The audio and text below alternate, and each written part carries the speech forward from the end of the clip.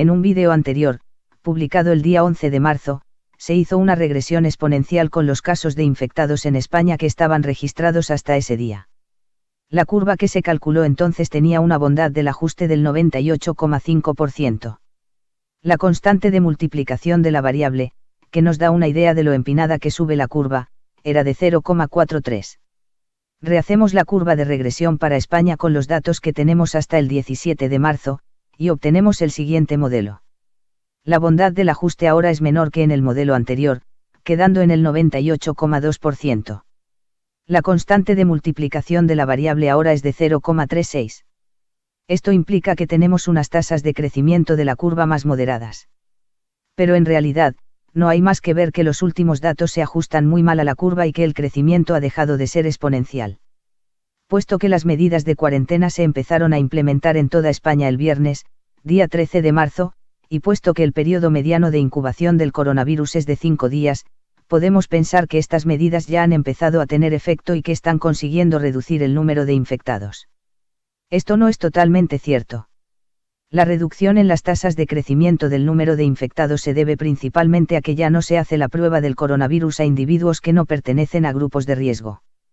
Sin embargo, sí podríamos asumir que parte de la reducción de las tasas de aumento se debe a las medidas de cuarentena.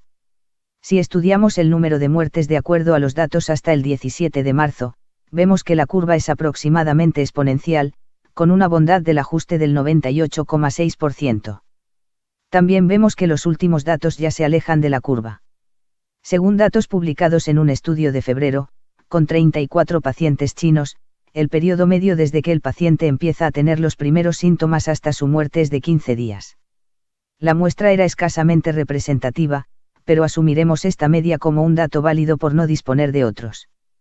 Esto significa que, si la curva de infectados se aplanara estos días, no veríamos su efecto en el número de muertes hasta después de una semana, y habría que esperar 2 semanas para ver el efecto de forma más nítida.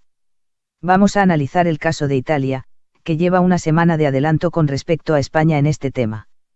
Su curva de infectados dejó de ser exponencial hace ya unas semanas, pero, al igual que en España, ellos dejaron de hacerle la prueba del coronavirus a todos los pacientes sospechosos, para hacérsela solamente a los grupos de riesgo. Así que esta curva no es representativa del número total de infectados del país. Un dato que revela claramente esta situación, es su alta tasa de letalidad. Esta es de más del 7%, cuando debería ser del 4% aproximadamente, que es la tasa global a día 17 de marzo. Esto es así porque ellos solo computan como infectados a personas que tienen una probabilidad de morir mayor que el resto, es decir, los pacientes de grupos de riesgo.